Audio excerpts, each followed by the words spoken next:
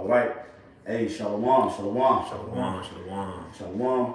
Hey, we the brothers here from Great Millstone Atlanta Church, coming back to the spirit and power of Yahweh Bashim Shai with another quick lesson tonight. Lord willing, we do hope and pray that it's edifying. Before we begin this lesson tonight, we want to give all praises, all glory and honor to Yahweh, Ba'Hashem, Yahweh Shai, Ba'Hashem, Chakadash. All right. Also, double honors to the apostles and the elders of Great Millstone that rule and teach well, that taught us this truth.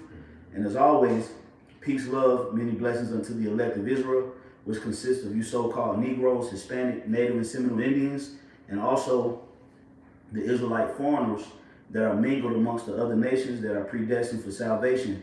All right, we say shalom to you as well, okay? Coming back at it, late night, burning that midnight oil through the spirit. You know, we're going to go through a quick little brief synopsis of Ezekiel 38 and 39, okay? Which these topics have been visited before by multiple brothers. But you know, this is a key component in the transition that's to come, okay? Which Ezekiel, the 38th chapter, deals with Russia, the Medes, okay? Going into Gog and Magog, all right, which is that landmass of Russia and all of its counterparts that's going to actually bring about fire upon America and Israel. All right, that's found in the book of Ezekiel, the 38th chapter. Then when you read the 39th chapter, that's the transitional phase where, you know, the earth is going to, you know, be cleansed up. All right, the kingdom of heaven is going to be established, and, you know, all of these countries, they're going to be put in subjection. The scriptures speak about severing out continual employment. Okay, so we're going to just, you know, go over these scriptures just to make sure that we have these breakdowns on point, because this is a key time to speak on prophecy, Right. And warn the people. So without further ado, you know, we're going to go ahead and start, you know, Ezekiel 38 at the top. Done. Yeah, I can start. Okay. It's Ezekiel chapter 38 and verse 1. It says, "And the word of the Lord came unto me, saying, Son of man, set thy face against Gog, the land of Magog, the chief prince of Meshech and Tubal, and prophesy against him." Right, so it says, set thy face against Gog and Magog. Now, when you go into the scriptures, when you read the book of Genesis, the 10th chapter, these were the sons of Japheth, okay? Now, they're identifying Gog and Magog based upon the landmass, because the current landmass of Gog and Magog is actually Russia. Now, the Edomites actually moved into those lands and pushed out the original Japhites out of those lands, and they set their kingdoms up, all right, because the original Greeks were Japhites, okay? The original lands of Serbia and all those lands up in that that part of the world, okay, by the Caucasus Mountains, Russia, Serbia, all right, that was all Japhetic lands, all right. You had you know, Togomar, Gomer, you know, the Spaniards, Tarshish. Yeah, Tarshish, right, yep. Okay, you had the island of Crete, the Etruscans, and Yep. you know, Italy. Yep. Okay, those were all Japhetic areas. So the Bible is prophesying about the current inhabitants of the land of Japhet, which are Edomites, primarily the Russians. Okay, go ahead. Yep. It says, verse 3, it says, "And say, thus saith the Lord power, behold, I am..." Yeah, it's a lot, because we was rudely interrupted by you know who. All right, go ahead, bro. Yep. Verse 3, it says, "And say, thus saith the Lord power, behold, I am against thee, O God, the chief prince of Meshech and Tubal." Yeah, so the Lord is actually against the Russians, but he's using them to play a major role in biblical prophecy. But once the damage is done, Russia's going to fall also. Yep. Because it's going to be a global nuclear trade-off. Russia is not just going to be the victor, okay, and win the battle and seize the throne of the earth. Right. Okay, Russia's going to fall also. So the Lord said, I am against thee, O Meshach and Tubal. All right, going into those land masses which are inhabited currently by Edomites. That's right. Okay, go ahead, bro. Yep. Verse 4, it says, "And I will turn thee back and put hooks into thy jaws." Yeah, so that's going into what? The Lord reviving that ancient USSR spirit. All right, the United Soviet Socialist Republic. All right, which was comprised originally of 15 countries. All right, which Ukraine, Belarus, Russia, Kazakhstan, I believe the Czech Republic. You know, what was it? Was it Moldova? I can't remember all of them. Yeah. But it was you know, the ancient USSR was comprised of 15 native countries in that European area. But they fell, I believe, in the early 90s, if I'm not mistaken, 91. Yeah, something like early 90s, late 80s maybe. Late Yeah, 80s. something like that. Yeah. You know, they pretty much divided. But see, what's happening right now, you see Russia's on a military op, and they're moving through Ukraine to try to seize that territory to regain that power and that stronghold over those lands to prepare for World War III. So the Lord said he's going to put hooks back in their jaws, and that represents, if somebody put hooks in your jaws and turn you back, that means the Lord is taking you back to the direction in which you came, which is USSR. All right, go ahead, bro. Yep, I had a quick precept. This is what you bring this out all the time. Isaiah 13 and the 17th verse.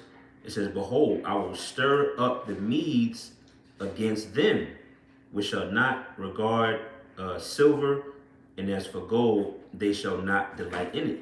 Which, you know, this is really talking about the Russians today, right? Like you said, you know, Japheth at one point inhabited those lands like Russia, right? The Medes, the ancient Medes were they were Japhetic, but this is talking about the Russians today because they inhabit that land, and you know that links right with like he's going into as far as putting hooks in their jaws. That's part of them being stirred up, which I believe goes, which brothers brought it out. Stir up goes back to like to rouse up. Yep. Which I believe is like a root word in Russia. Yep. So it's like it's all Rus. like Rus, Yeah, you know, to rouse up. to rouse up, man. So the Lord is stirring up these Russians. Okay, it says against them. But then when you read this chapter, it's talking about Babylon the Great, which is America. All right, and it says, "We shall not regard silver, and as for gold, they shall not delight in it." Meaning you can't pay them off. You know, They don't care about resources or this, that. They're going to be, you know, gridlocked, so to speak, for lack of a better word, to come against America, right? And if you've been paying attention to anything outside of hip hop news, you know, Gunna snitching and you know Tory Megan Thee Stallion, yeah. okay, and you know the latest rapper that died or some type of saga, Right. cheating scandal. If you've been looking at actual geopolitical schematics and digital transitions on global scales, you'll see that Russia is going nuclear crazy. Oh yeah. You know, they pretty much got Vladimir Putin pretty much got a nuclear demon on him. Yeah. That's all he want to talk about. Yeah. I'm gonna fuck the West up. Keep playing. I'm gonna fuck the West up. All right, you come try to bomb us. We're gonna do something that you ain't gonna be able to come back from. So this is the spirit that the Bible is talking about. That's right. Yep, this last verse, and we can, I guess, jump back. Verse 18, it says, "Their bows also shall dash the young men to pieces, and they shall have no pity on the fruit of the womb. Their eye shall not spare children." Which, you know, we know bows in the Bible is symbolic for, you know, nuclear weapons or missiles. So, you know, the young men is referring to, you know, military personnel of America and just young men in general, because a lot of people are going to die here in America, man, by nuclear fire. That's right. And the Russians are not going to care about, you know, pregnant women or little babies. Well, no, let's not fire weapons because there's women over there, there's little kids. They don't give a damn about that. Right. Putin, like you said, Putin got a nuclear demon on him. Yep. You know, he go take a shot of the finest Russian vodka, open that case and push that big ass button, man. You know, and end this mother effer, man. That's right. It's according to biblical prophecy. All right, so yeah, it's all the will of the Most High. But yeah, that's pretty much it. It goes into more, but that was the point. Do you want to go back to Ezekiel 38? Verse 4. Yeah, Ezekiel 38 and 4. It says, "Now I will turn thee back and put hooks into thy jaws, and I will bring thee forth, in all thine army. Yep, the Lord is going to bring every form and facet and division of the Russian military against Babylon and its compadres. So the Marines, the Navy, the Russian Air Force, the Russian Space Force that they have one, the Russian Army, and all their special ops is going to come forth. Okay, no branch going to be left behind. The Lord said He's going to bring thee bring thee forth and all thine armies, horses and horsemen, meaning the rider and the ride. All right, all your military vehicles, and MRAP vehicles they got, and the fighter jets that they got. The Lord's He gonna flood the battlefield. Oh, yeah, right. He bringing everything out the garage. Okay, go ahead, bro. It says, all of them clothed with all sorts of armor, even a great company. Notice it said all sorts, meaning varieties of armor. Okay, there's gonna be all kinds of things that the Lord is gonna pull. These different military tactics and different devices that they never used in war. Things that exclusive war weapons that's not even made known or privy to the public. Yep. The Lord's gonna bring it all out. It said all sorts of it. Okay, go ahead, bro. It says, even a great company with bucklers and shields, all of them handling swords. Yeah, because once World War III sparks, Russian allies are going to get up in there with them. Oh yeah. India, China, North Korea, okay, Venezuela, Brazil, BRICS. You know, all those countries. Hey, even those USSR countries, Ukraine, Belarus, Czech Republic. You know, all the countries that have been slighted by America is going to get up in there with them. Yeah, yep. Okay, even countries like Ethiopia, which is going to say that in the next verse. Go ahead. Yep, verse 5, Persia, Ethiopia, and Libya with them. Yep. All of them with shield and helmet. Yeah, so they're going to come up against the land of America. The Lord's going to bring forth this great army. Okay? That's right. Go ahead, bro. It says, Gomer and all his bands, the house of Togarmah of the north quarters. Yeah, so like I said earlier in the lesson, when you read this, it sounds as if it's talking about Japhetic nations. So when these Edomite Christians break this down, they break it down as if these are Japhetic nations that's going to be taking place, these major biblical prophecies, when all actuality it's referring to Edomites that's inhabiting these places. Right. Okay? Because Satan, the dragon, okay, the earth is given into the hand of the wicked. That was the earth wasn't given to the seed of Japhet. Right. The earth was given to the seed of Esau. The scripture says in 2 Ezra 6:9, for Esau is the end of the world. Don't say Japhet is the end of the world. That's right. It says Esau is the end of the world and Jacob is the beginning that follows, meaning that Esau would bring about an end to a particular world or age, and Jacob would precede the rulership thereafter. So when we're reading in Ezekiel 38 about the prophecy of Gog and Magog, it's actually referring to the inhabitants of those lands, because you got to remember they were pushed out of those lands. That's right. Okay? That's right. Go ahead, bro. He also has the superpower, like you just mentioned. Earth is given into the hands of the wicked. It makes sense. So that's a cut to the Christianity doctrine, going back to Japhet them causing this world order. It's talking about Esau, because he's the one with all the power, and he stays in that location. Yep, that's right. Yep, that's right. That's right. I'll pick up reading from there. Okay. You know, y'all can get in and break it down. All right. It says, the north quarters and all his bands and many people with thee.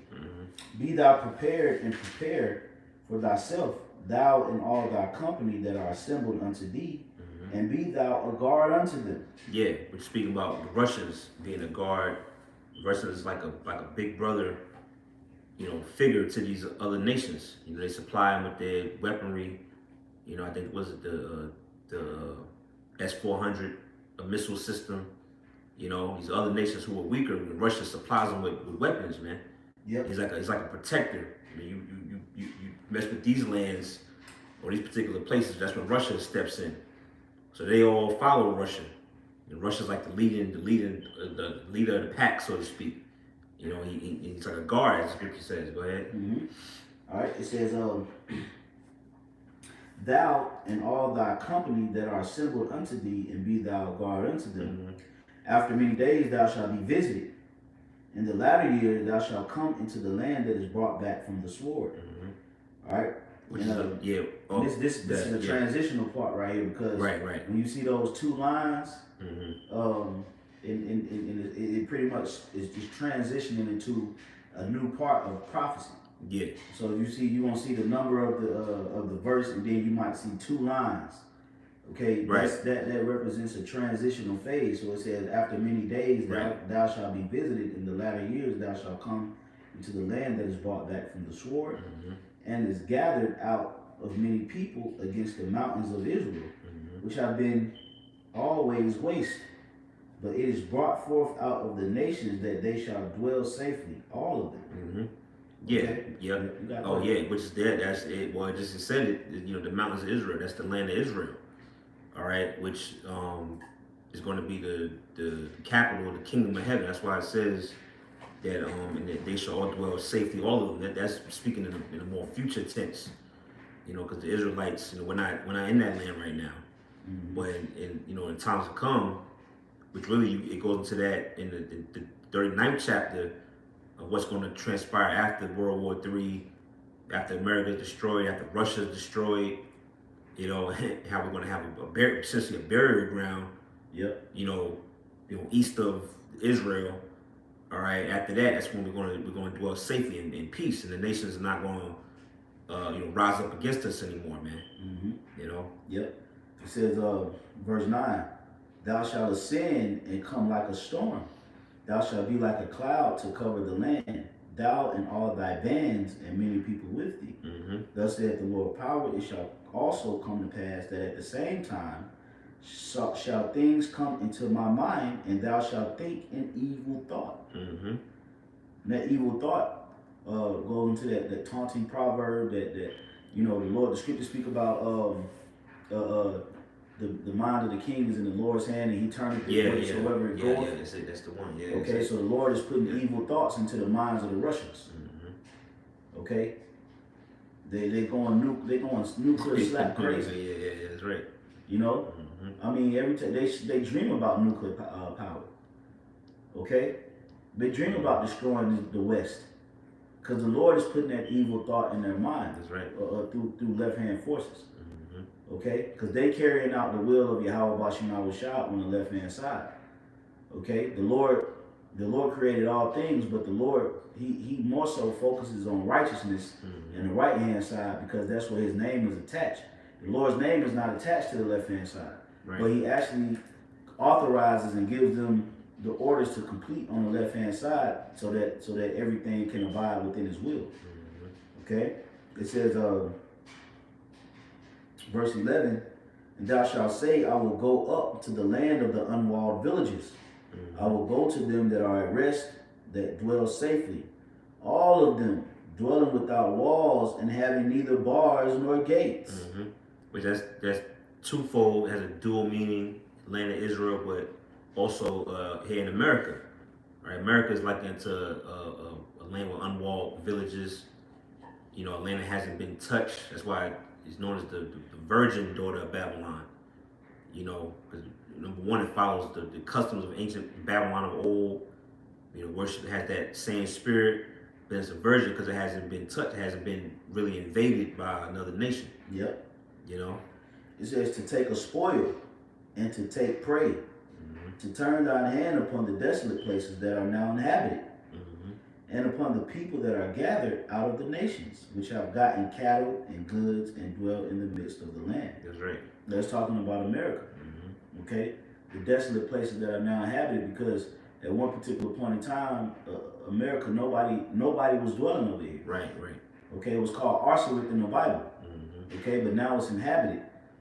Okay? That's right. So the Lord is going to actually bring this particular land, this little horn that was spoken about in the book of Daniel, the 7th chapter? The little horn that came out of the 3. All right? And America, that horn came out of what? The horn of Great Britain. Yeah, Britain, yeah. Okay, because you had France, Spain, Great Britain. And you had another little horn that came out of one of the horns, and that was America that came out of Great Britain. That's why it tells you in Isaiah, the 51st chapter, it says, "The mother that bare thee shall be ashamed." Okay, so who brought forth the fruit of America? It was GB. You know, it was GB. All right, it says, to take a spoil and to take prey, to turn thine hand upon the desolate places that are now inhabited, and upon the people that are gathered out of the nations. Yeah, because it tells you in what? Habakkuk, the 2nd chapter, she heapeth unto herself all people. Yep. It says, which have gotten cattle and goods and dwell in the midst of the land. Sheba and Dedan and the merchants of Tarshish, with all the young lions thereof, shall say unto thee, art thou come to take a spoil? Hast thou gathered the company to take a prey? To carry away silver and gold, to take away cattle and goods, to take away spoil? Yeah, because when Russia dropped their missiles on America, it's going to mess up all these merchant cities. That goes into what? Revelation 18. Revelation 18, Yep. Yeah, all the nations they're gonna weep. You see Babylon's burning. Essentially, they can't make no more money. They out of business. You know, America's a place where people like to buy and you know.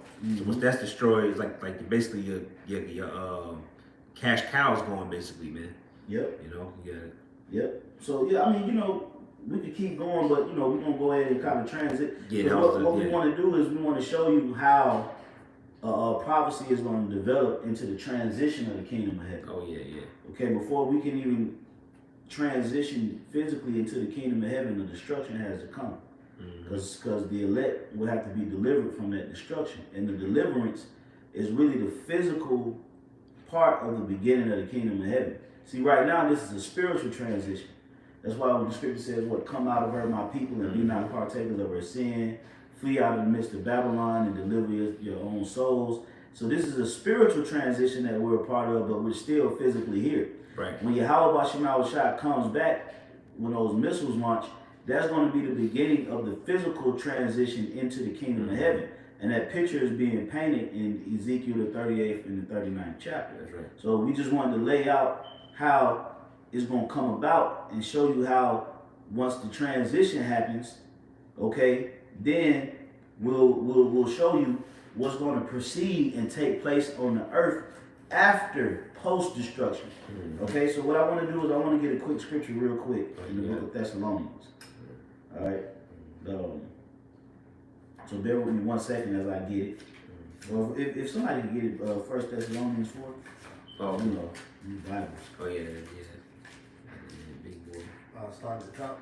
4 and 16. And 1 Thessalonians, you can get 1 Corinthians 15. chapter 4, verse 16. Yep. For the Lord himself should descend from heaven with a shout, with the voice of the archangel, and with the trump of Yahweh. Yeah, so you can read this in the book of Revelation. All right, it tell you that the Lord is going to come back with a great shout. Also in the book of Revelation, saying what? Come up hither, my people, be not partakers of her sins. Okay, so that's also lining up with 1 Thessalonians, because the Lord's going to come back and descend. So that means that he's coming from an aerial position. All right, go ahead, bro. And with the trump of Yahweh, and the dead in Hamashiach shall rise first. Yeah, the seventh trumpet, man. The seventh trumpet represents the destruction. And it says what? The dead of Yahweh shall rise first, meaning those that died in the faith, or those that are a part of the elect that's in the spirit world, that died in the flesh. The Lord is going to resurrect them so that they can be delivered in the chariots first. Okay? They're going to be the first ones on the chariot. Yeah. All right? So this is the part of the physical transition into the kingdom of heaven. These are they that have put off the mortal and put on the immortal, so that they can be joined unto Yahweh Shai. That's what we're reading about right here. All right, go ahead, bro. Verse 17. Then we which are alive and remain should be caught up together with them in the clouds. Yep. So those of us that's not going to taste the death, all right, they're still here in the flesh, enduring and suffering those sad things, we're going to be joined unto them in the clouds. Okay? So this is the beginning of the physical transition. Until then, like me and the elder Kabash, we were just talking off camera. Until then, we always gonna be battling the flesh. Yeah.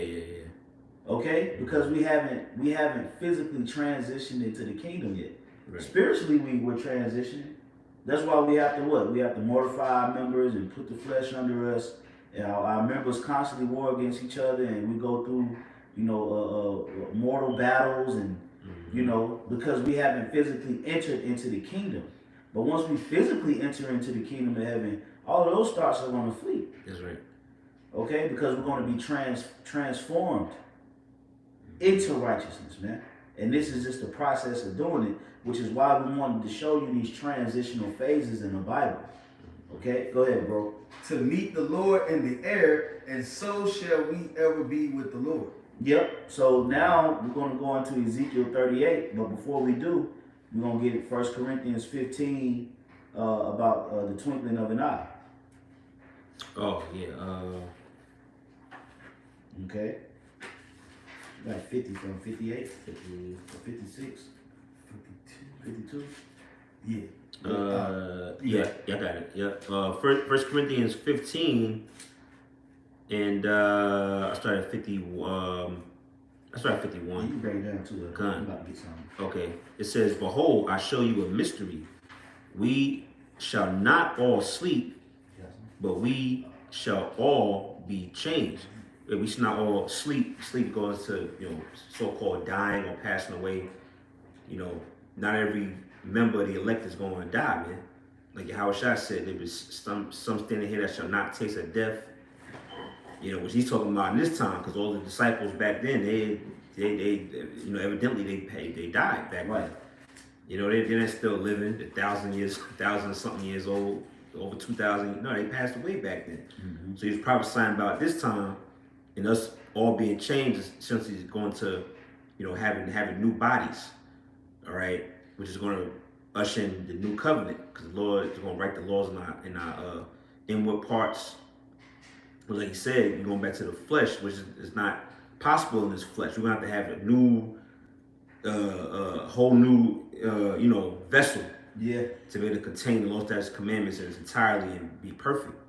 All right, so that's the mystery that Apostle Paul is writing about. All right, verse 52, it says, "In a moment, in the twinkling of an eye, at the last trump." Yeah, so that's what we just read in 1 Corinthians, the 1 Thessalonians, the 4th chapter. All right, the last trump, the seventh trump, the great shout. All right, they're going to ascend into the chariots. That's the same thing. Okay, in the twinkling of an eye, you're going to be changed, because the mortal flesh cannot go into those spiritual chambers. Right. Okay, it can't go into those spiritual chambers, man, because the flesh is not equipped to handle that form of power. Right. So you have to be trained. You have to be changed, and that's going to be the physical transition into the kingdom of heaven. And then once that happens, there's going to be another dissension. So it's going to be a dissension, an ascension, and then another descension. All right, so the Lord is going to come down, the elect is going to go back up, then the elect is going to come back down. Once the elect comes back down, there's going to be things that's going to happen on the earth, according to Bible prophecy, that's going to establish the kingdom of heaven. Because now the transition has already taken place. Yeah. Once the transition takes place, now it's time to what? Establish. Establish the new world. That's it. That's what America, that's what these Edomites did. Yeah. All right? They rose into power. They transitioned from one side of the world to another.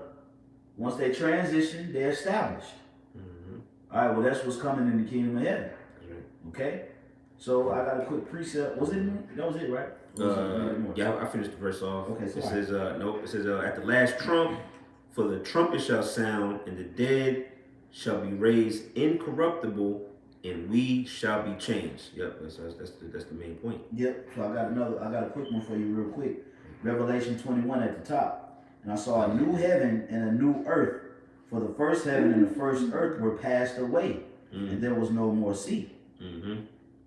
Yeah, which is the new heaven and new earth is essentially speaking of a new rulership is being established. It's not literally like it's going to be a new planet Earth, you know, or like a new sky, a new heaven. Like no, it's referring to a new authority, you know, a new authority, a new, you know, system, for lack of a better word, being established in righteousness, man. Yep. You know. Verse 2. And I John saw the holy city, New Jerusalem, coming down Right. from the Most High out of heaven. Which is talking about the Israelites, the elect, right? 144,000 and the 1/3 that was delivered from the destruction, you know, in America and all throughout the four corners of the earth. All right, that's the holy city, you know, as a metaphor coming down, man. You know, from those you know, ships or chariots. Yep. Prepared as a bride adorned for her husband. Yep. Wearing all white, like a bride prepared. The husband's talking about Yahweh Shai. You know, joined. Marriage needs to be joined. You're gonna be joined back to Yahweh Shai. You know, really joined back to the Father through Yahweh Shai. Mm-hmm. You know, the nation of Israel's spiritual husband. Yep. Go ahead. And I heard a great voice out of heaven saying, Behold, the tabernacle of the Most High is with men, and he will dwell with them, and they shall be his people, and the Most High himself shall be with them and be their power. Wow. See that? all in harmony, all one again. Most High at one time has faced, you know, turn away from us, you know, because of our wickedness, but through Yahweh's sacrifice and prophecies and us, you know, putting on the immortal clothing, now we're you know, we're made clean now. Now we're all brought back together. Yahweh Shai, the Heavenly Father, really starts with the elect. That's why I said the tabernacle is with men. Right, the 144,000, the governing, that's only men. Then you got the 1/3 and the large, of course, women is included in that, but the governing body, the tabernacle, right, the house of David, so to speak, that's dealing with the men. That's right. All right. So now that we've established how things are going to go about, there's going to be a nation, Gog and Magog, that's going to rise up. The Lord says He's going to put hooks in their jaws, and they're going to, you know, pretty much bring destruction on the land of the unwalled villages. Then the Lord said, what? In the seventh trump, He's going to come back, and the righteous is going to descend into the chariots, right? We established that, and then afterwards, once they ascend into the heavens, they're going to what? They're going to descend. That's why we just read that in Revelation 21. New Jerusalem coming down out of heaven. Right. Yeah. All right. So now, when they come down out of heaven, what happens? Now we're not going to go through the whole chapter of Ezekiel 39. Right. But we're going to hit some key points in here, so you can understand the beginning stages in the process of establishing the kingdom of heaven. As a matter of fact, before I get Ezekiel 39, can you get Revelation the 20th chapter real quick about the you know what I want, the first resurrection. Live with the Lord for 1,000 years. Oh, verse 4. Verse 4. Whoever got it. Okay. This is Revelation chapter 20, verse 4. And I saw thrones, and they sat upon them, and judgment was given unto them. And I saw the souls of them that were beheaded for the witness of Yahweh Shai. Yeah, because they're going to be souls, men and women, that may be martyrs for the name of Yahweh Ba'Shem Shai, which the word martyr just means witness. And which really we're martyrs right now, because we're spiritually dying. The scriptures say we die all the day long. Right. All right. We die every day. All right. So, but they're actually going to be physical martyrs that's going to lose their lives in the coming times. Okay, go ahead, bro. And it says, and which had not worshipped the beast, neither his image, neither had received his mark upon their foreheads, go ahead, or in their hands. And that's in the midst of the World War III that the brothers was talking about too. They're going to have this new world order established when they go to war. That's right. And it says, neither his image, neither had received his mark upon their foreheads or in their hands. And they lived and reigned with Hamashiach Yahweh Shai 1,000 years. Right. So that 1,000 years, you know, scripture says 1,000 years is as a day to the Lord, and a day to the Lord is as 1,000 years. So that 1,000 year period is going to be what's called the first resurrection, or the first dominion, in which order is going to be established in the earth. Okay, under the government of Yahweh Bashim and King David. That's right. That's why it tells you in Isaiah the 9th chapter, it says the government shall be on his shoulders. Yep. So Right. so they're gonna be giving out all types of instructions and orders to the elect, the 144,000, to carry out post destruction. Okay. Yeah. That's it. Now from there, I'm going to Ezekiel, but I'm gonna jump down. Okay. It says I'm sorry, I'm trying to find exactly where I want to start at. I will start at verse 8. Ezekiel 39 and 8. Behold, it is come, and it is done, saith the Lord power. This is the day whereof I have spoken.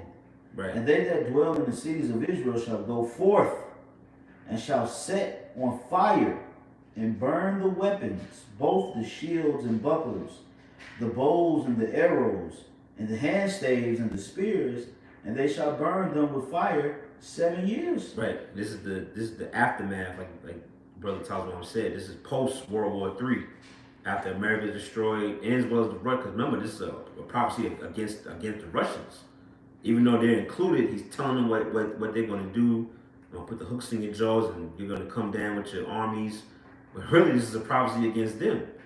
All right. When you read up, it's going to be a burial ground for the Russians, the Edomites, and their troops. For trying to invade the land and, try to take the land over, destroy, Yep. The Lord's going to bring them down. And after that, all right, the first duties, all right, because the nation of Israel, all right, and the kingdom, we're promised to have servants and slaves, man, which the heathens, starting with Esau and the other nations, and really the top elites, all right, and all the weapons that was left behind, they're all going to be destroyed. Yep. All the military bases. All the military base, right. All these different fighter jets, these different aircraft carriers in the sea. All of that stuff is going to be destroyed. That's right. The idols. Yep. They tell you that near too. Yep. I'm going to read it. It says, verse 10, so that they shall take no wood out of the field, neither cut down any out of the forest, but they shall burn the weapons with fire, and they shall spoil those that spoil them. So how you gonna start a fire without wood and stuff like that? Yeah. Because the men of the Lord gonna have spiritual power. Yep. Okay. And all the like the elder saying, all the military vehicles, okay, everything like it just said. The weapons and the shields, bucklers, bow, arrows, handstand, all these military darker dogs, these different robots.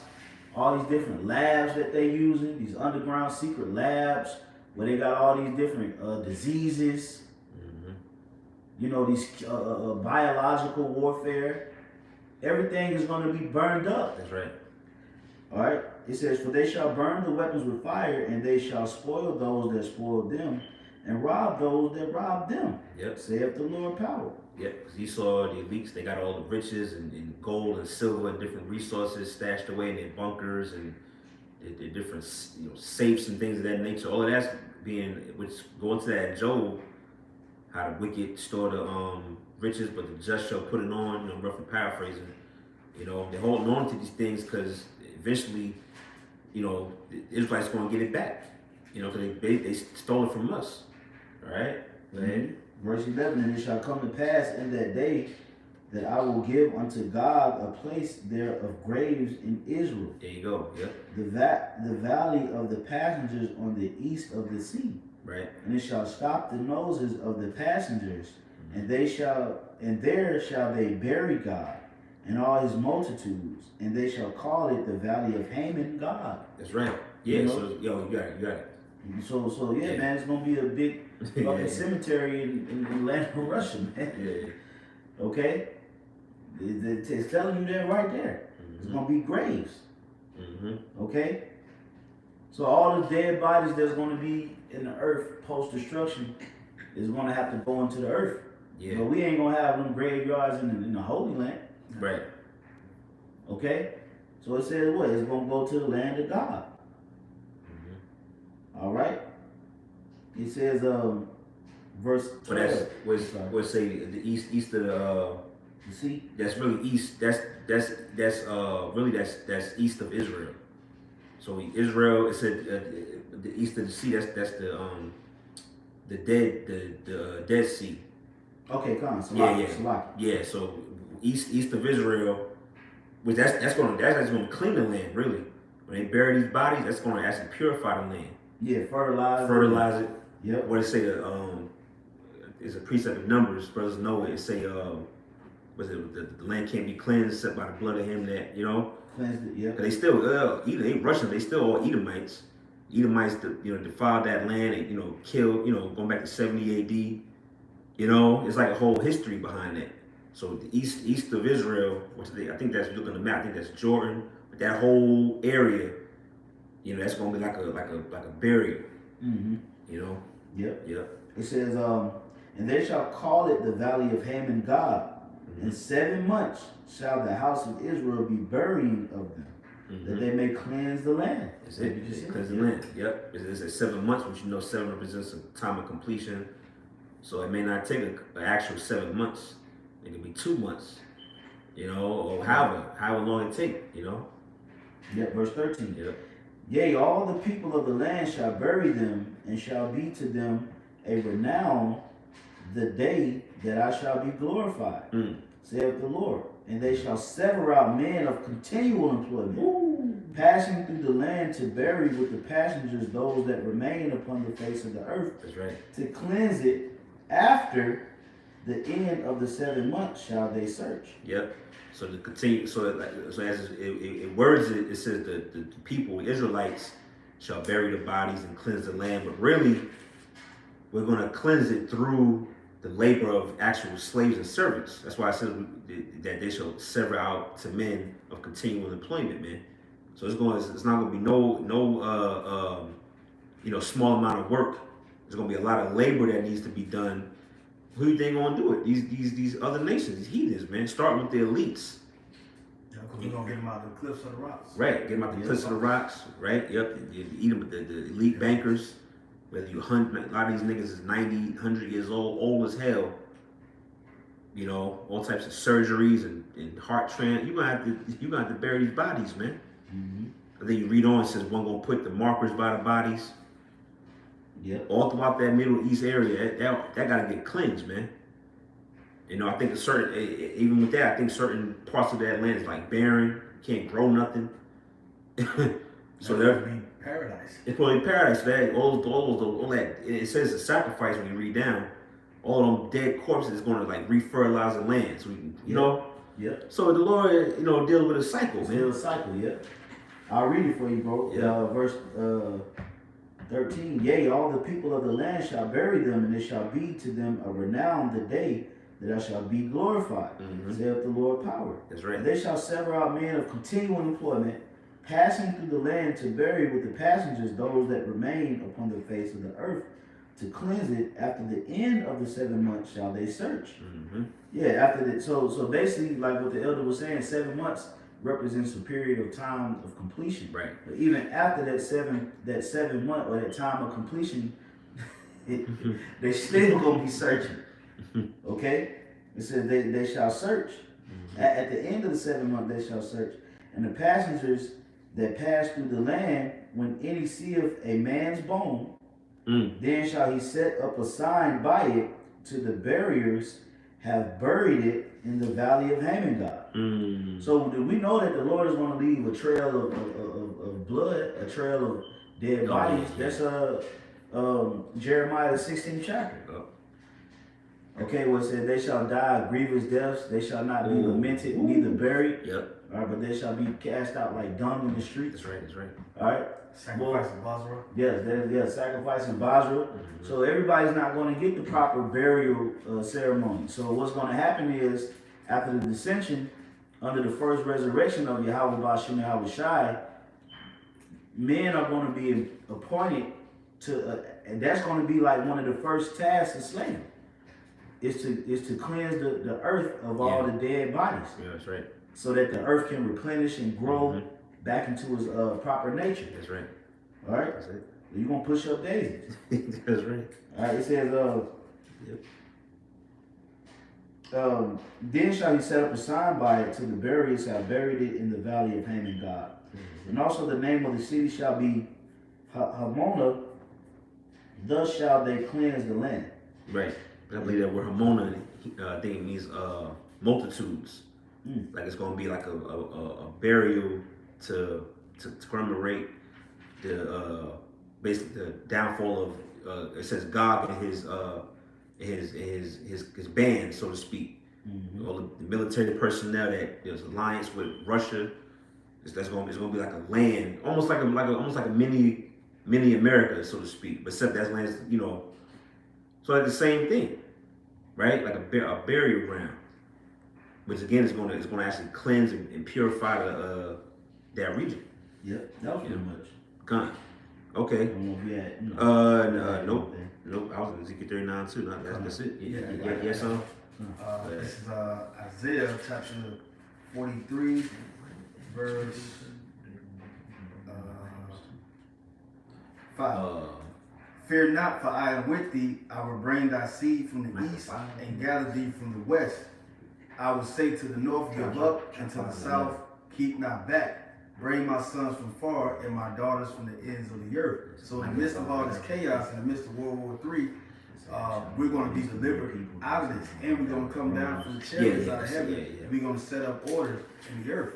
That's why that continuing employment, we're going to have these other heathen nations to do. This is the light at the end of the tunnel. Because right now Israel is in darkness, but the Lord said, like we said, like it's read in Micah chapter 7.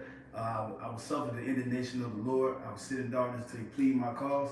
That's the Lord doing that right now. And then at the end, we're going to see our results. Yeah, that's the payback, man. Because Esau did it to us, which brothers keep referencing this movie, the new Will Smith movie. All right, so this brothers watch that. They had Jake in there, basically, building a railroad system. Of course they, showed Jake picking cotton, but they had Jake building the railroads, and they was like some harsh ass taskmasters, man. You stop it, they damn near like shoot you on the spot. So when the elect get in power, we get Lord willing we are that number. Man, we gonna be hard on you, mother effers, man. And you got to do it. You got to clean the land, clean the earth. That's just one of the tasks. Right. That's gonna be the first task. Yeah. Then you got to build it up. I got another one. Real quick. Yep. Micah chapter 5 verse 10. And the heading of this particular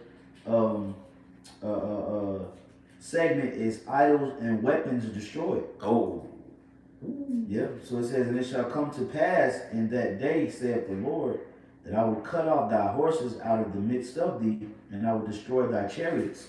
I will cut off the cities of thy land and throw down all thy strongholds. I will cut off witchcrafts out of thine hand, and thou shalt have no more soothsayers. Thy graven images also will I cut off, and thy standing images out of the midst of thee.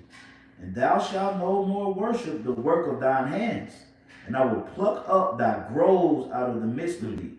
So will I destroy thy cities, and I will execute vengeance in anger and fury upon the heathen, such as they have not heard. So the Lord is going to throw it down. The Lord is going to, if there's any city in the world that remain after the missiles, the Lord is going to physically throw it down. Once the elect descends. All right, there's going to be a journey throughout the earth. Oh yeah. Every crack and crevice will be visited. Yeah, that's right. To make sure ain't no idols, ain't no nothing. So any lands out here where there's actually still cities left, okay, on the earth, the Lord is going to send his men out there to scope and scour the premises. And if there's any idols or anything like that, the cities is going to simply just be flattened. There's going to be a demolition. It's like the time of Joshua all over again. Yep. We went into got the promised land. And Joshua, Yahushua.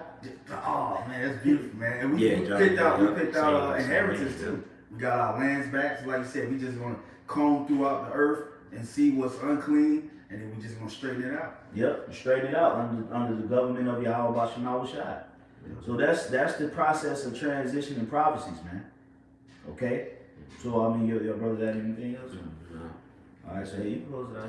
Con, hey man, so with that, Lord willing, you was edified through the Spirit. All right, we're gonna sign off, giving all praises, honor, and glory to Yahweh, Ba'ashem, Yahweh Shai, Ba'ashem Chakadash. All right, the bonus to the apostles, elders of great millstone. Shalom to the elect. And Lord willing, to the next lesson, we're gonna say shalom. Shalom.